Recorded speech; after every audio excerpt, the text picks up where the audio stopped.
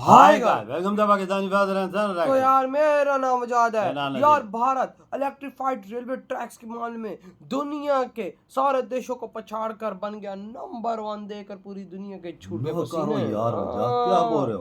India पहले number पे। हाँ जी, आ चुका है इस टाइम। ना जर्मनी, ना फ्रांस, ना कोई और देश, इंडिया पहले नंबर पे। अबे भाई साहब, ये रेलवे में भारत ने क्या बनाया हुआ है? हाँ ना यार। तो वॉच करते कौन करते स्टार्ट। अभी इस वक्त इस सेकंड इंडिया में 1,32,000 किलोमीटर से ज्यादा रेलवे ट्रैक है जो 99.2% इलेक्ट्रिक हो चुका है। मैं कोई फिल्मी डायलॉग नहीं मार रहा यार। जापान की पूरी रेलवे 64% इलेक्ट्रिक है, यूके की 39%, फ्रांस की 60% और इंडिया 99.2%। ऊपर से पिछले 10 सालों में इंडिया ने इतना नया रेल नेटवर्क जोड़ा है जो जर्मनी के पूरे रेलवे नेटवर्क के बराबर है। पूरे जर्मनी के बराबर 10 साल में।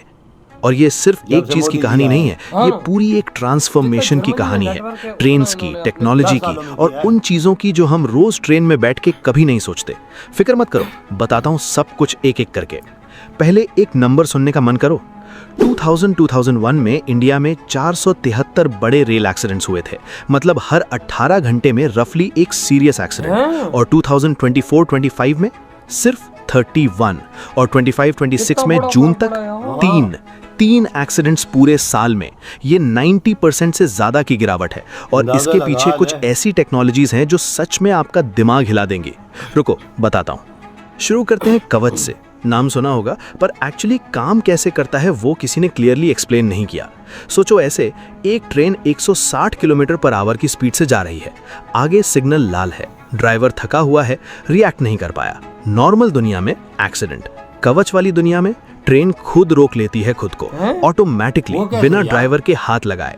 RFID टैग्स ट्रैक में लगे हैं। हर एक स्टेशन का अपना सिस्टम है जो ट्रेन को मूवमेंट अथॉरिटी देता है, मतलब कितनी दूर और कितनी स्पीड से जा सकती है। ये इंफॉर्मेशन रेडियो टावर्स के जरिए कंटिन्यूसली ट्रेन के अंदर के कंप्यूटर से बात करता रहता है। अगर कुछ भी गलत हुआ, स्पीड ज्यादा, सिग्नल रेड, आगे कोई ट्रेन, कवच ब्रेक सप्लाई कर देता है खुद 300 मीटर पहले ऑटोमेटिकली। SIL 4 certified. ये दुनिया का हाईएस्ट सेफ्टी स्टैंडर्ड है और दुनिया में सबसे सस्ता 50 लाख रुपए पर kilometre compare to global average of 2 crore पर किलोमीटर। और ये मेड इन इंडिया है पूरा, RDSO में बनाया, मेधा, कर्नेक्स, HBL के साथ मिलके। किसी ने सोचा था क्या? अब दूसरी चीज बताता हूं और ये सुन के तुम्हारा दिमाग हिलेगा। ट्रेन चल रही है फुल स्पीड पे, एक व्हील के अंदर क्रैक डेवलप हो रहा है धीरे धीरे अंदर से, किसी को नहीं दिखता। पुरानी दुनिया में कोई फिजिकल इंस्पेक्शन, कोई ट्रेन्ड मैकेनिक, कोई मैनुअल चेक। नई दुनिया में wild system, wheel impact load detector. ये ट्रैक के किनारे लगा एक सेंसर है, जैसे वेइंग मशीन होती है फुटपाथ पे। जब ट्रेन का व्हील उसके ऊपर से गुजरता है, वो एग्जैक्टली मेजर करता है कि कितना फोर्स पड़ रहा है। नॉर्मल व्हील का फोर्स होता है 1 नंबर में, डिफेक्टिव व्हील का फोर्स सडनली स्पाइक करता है और इंस्टेंटली अलर्ट आ जाता है। 24 ऐसी सिस्टम्स अभी इंडियन रेलवेज में डिप्लॉय हो चुकी हैं। मतलब 24 चेक पॉइंट्स पे हर ट्रेन का हर व्हील सीक्रेटली टेस्ट हो रहा है, बिना रुके, बिना एनीवन नोइंग। और बताता हूं एक और, MIVS, machine vision inspection system. एक AI कैमरा सिस्टम जो दौड़ती ट्रेन के नीचे झांकता है और 0.1 सेकंड में बता देता है कि कोई बोल्ट ढीला है, कोई पार्ट हैंगिंग है, कोई चीज मिसिंग है। 130 किलोमीटर पर आवर स्पीड में, बिना ट्रेन रोके। ये अभी 3 जोन्स में पायलट बेसिस पे चल रहा है, north east frontier, south east central और डेडिकेटेड फ्रेट कॉरिडोर। रिजल्ट्स देख के रेलवेज ने MOU साइन किया है 4 और MIVS लगाने का। रुको, अभी और भी है। फॉग। इंडिया के नॉर्थ में विंटर्स में फॉग इतना डेंस होता है कि लोको पायलट को 50 मीटर आगे भी नहीं दिखता और train 100 to 130 kilometre per hour से जा रही होती है। इसलिए रेलवेज ने फॉग सेफ्टी डिवाइसेस बनाए हैं। 2014 में सिर्फ 90 थे, आज 25,939 है, लेकिन अभी वो इससे भी आगे जा रहा है। IIT मद्रास के साथ मिलकर रेलवेज ट्राइनेत्र डेवलप कर रहा है, एक सिस्टम जो ऑप्टिकल कैमरा, इंफ्रारेड कैमरा और रेडार या लाइडार तीनों को कंबाइन करता है। मतलब ड्राइवर को एक स्क्रीन मिलती है जो फॉग में भी क्लियरली दिखाता है कि ट्रैक कैसी है, आगे कोई है या नहीं, सिग्नल क्या है। सोचो ऐसे, जैसे एक नॉर्मल आदमी को suddenly night vision glasses, thermal vision और रेडार साथ में दे दिया हो, एक साथ, एक स्क्रीन पे। अब बात करते हैं ट्रेन्स की, क्योंकि यहाँ पे भी रेवोल्यूशन चल रहा है। वंदे भारत अभी 160 kilometre per hour operational speed पर चलता है, लेकिन यार इंडिया के ट्रैक्स में कर्व्स हैं और कर्व में ट्रेन स्लो करनी पड़ती है, वरना पैसेंजर्स को सेंट्रीफ्यूगल फोर्स फील होता है, मतलब वो साइड में पुश होते हैं। टिल्टिंग टेक्नोलॉजी इसका सोल्यूशन है। एग्जैक्टली वैसे काम करता है जैसे मोटरसाइकिल वाला शार्प टर्न में अपना बॉडी टिल्ट करता है इनवर्ड्स।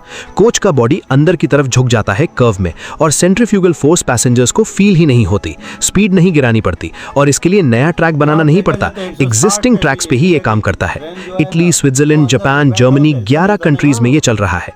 अब इंडिया लाने की तैयारी हो रही है Vande Bharat EMU train sets में और target speed 200 kilometre per hour से ज्यादा, वही ट्रैक्स पे। और इन नई ट्रेन्स के कोचेस क्या?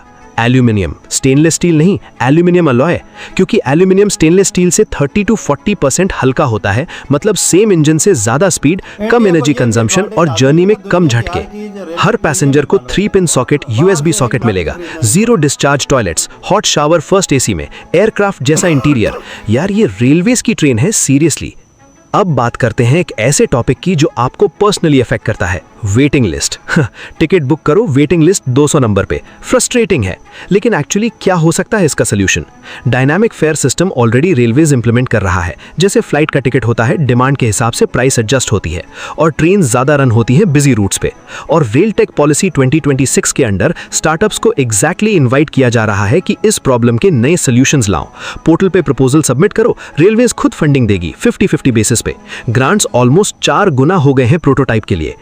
और क्राउड का प्रॉब्लम, अभी railway 7000 coaches per year manufacture कर रहा है। सिर्फ कोचेस, एक साल में 7000।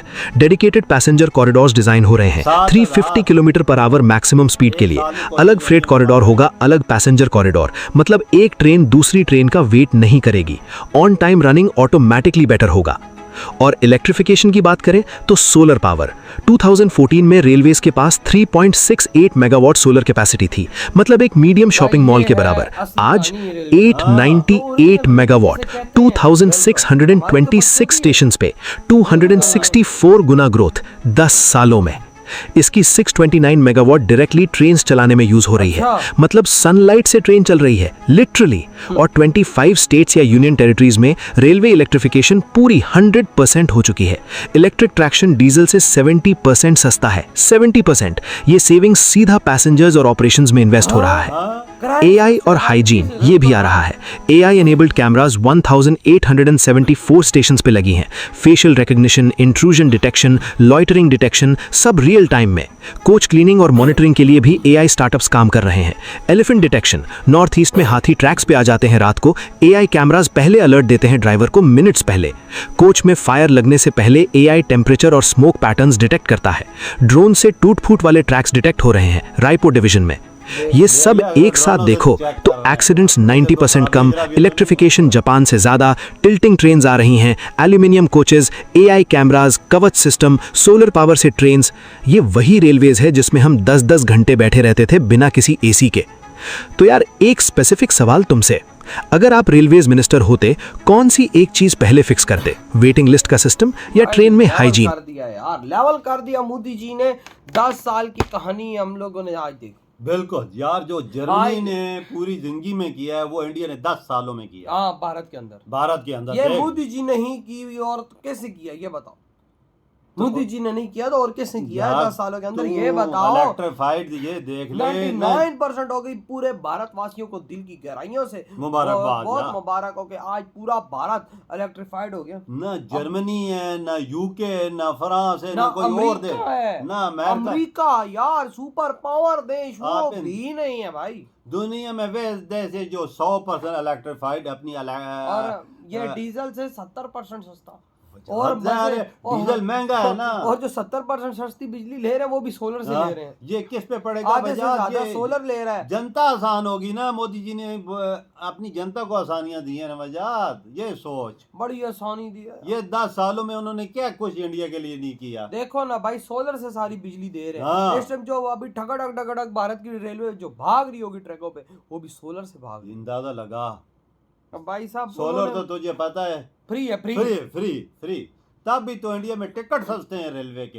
एक कोने से जा, दूसरे कोने में जा, तकरीबन दोनों 1000 और 1500। सेफ्टियां देखो, सेफ्टियां कैमरे लगे हुए हैं, ए कैमरे लगे हुए हैं, नीचे से कोई नट वगैरह लूज तो नहीं है, ये सारी चीजों को वो यार देखते तो रहे हैं। इंडिया की रेलवे का अंदाजा लगा, अगर ट्रैक पे एक नट भी कमजोर है वो भी तुझे पता लग लेकिन जाएगा कि इधर ये नट लेकिन कमजोर इधर है। पाकिस्तान में रेलवे के नाम पे बकचोदी हो रही है। मैं तो अभी भी ऑन एयर बोलूंगा कि पाकिस्तान में रेलवे के नाम पे बकचोदी चल रही है। मेरी बात याद रखना, पाकिस्तानी रेलवे 2-3 सालों में खत्म ही हो जाएगी। मैं तो कहता हूँ कि इधर पूरे पाकिस्तान में लगे हुए हाँ हैं। ना, उन ट्रैक ड्रोनों से चेक कर रहे हैं, अपने ट्रैक ड्रोनों से चेक कर रहे हाँ, हैं। आया ट्रैक पे कोई खराबी तो नहीं है ना हाँ वजह। ना, तो भाई आपके क्या थाट है, इधर ही बड़ा तुम करते तो हैं तो बात क्या है?